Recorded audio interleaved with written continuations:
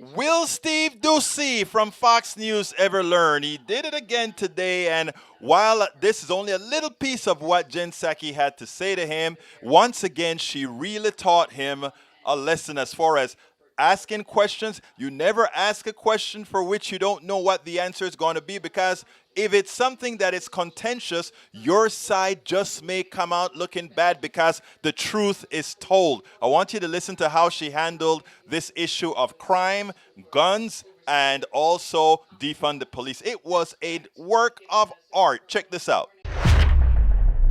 One about the crime today.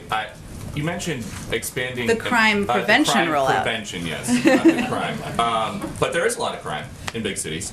How do you reduce? Much of it caused by gun violence. Would you agree? Yes. So how do you reduce gun violence by expanding employment opportunities, including summer jobs for young people?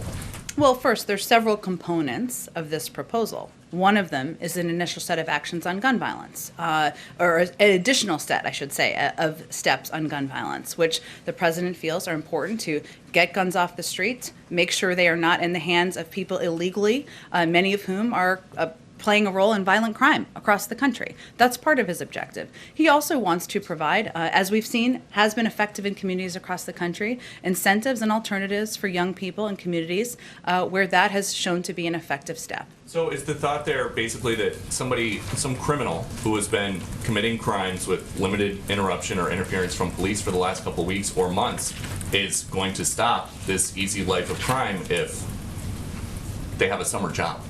Well, I think the president believes that we shouldn't allow access to guns to those criminals who are currently illegally buying them from some dealers across the country. And part of his announcement is taking steps to do exactly that. But part of his announcement is also ensuring there's specific guidance to communities across the country to ensure that they have funding to get more community police around the country. Something that was supported by the American Jobs Plan that was voted into law by Democrats just a couple of months ago. Some might say that the other party was for defunding the police. I'll let others say that, but that's a piece. Go ahead.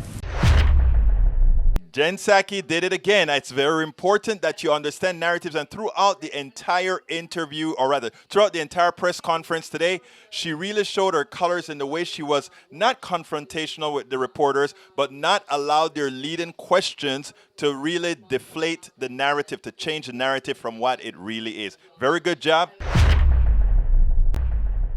We spend a lot of time deconstructing the news, trying to parse it into a form that everybody can understand. We try to find those little nitpicks where it flies above the fray, etc.